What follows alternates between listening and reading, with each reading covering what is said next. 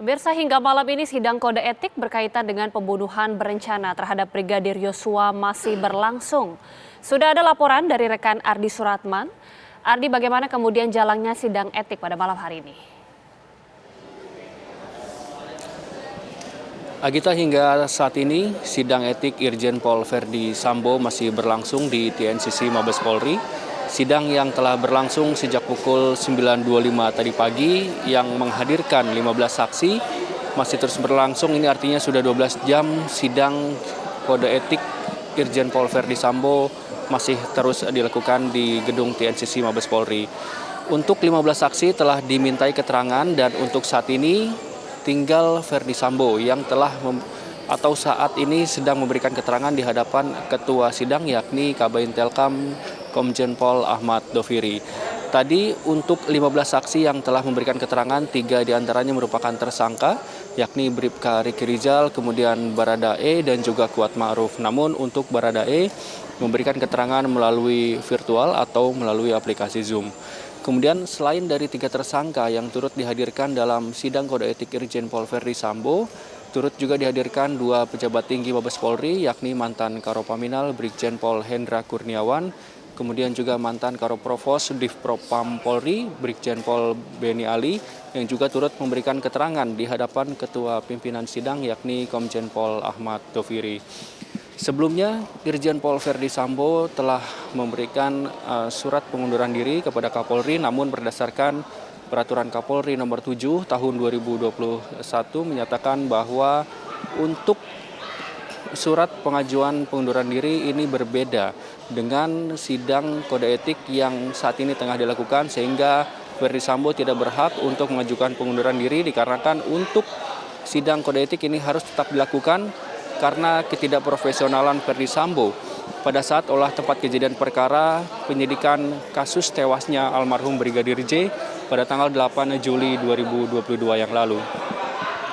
Nanti setelah proses pemeriksaan Verdi Sambo selesai, Ketua Pimpinan Sidang yakni Komjen Pol Ahmad Doviri akan memberikan keterangan ke hadapan media.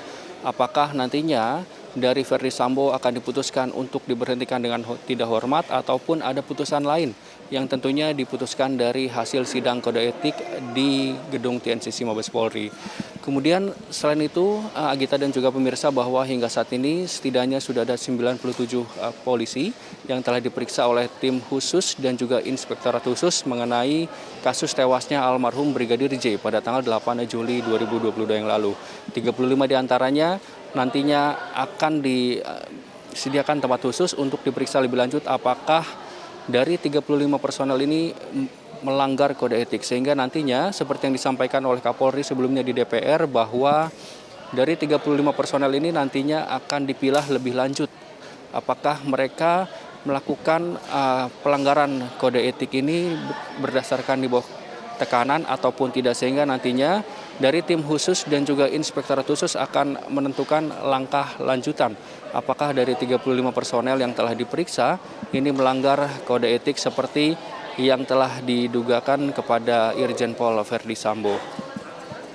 Verdi Sambo disangkakan dengan pasal 340 yakni pembunuhan berencana, dan hingga saat ini pun dari tim sus telah menetapkan 5 tersangka dari tewasnya almarhum Brigadir J pada tanggal 8 Juli lalu.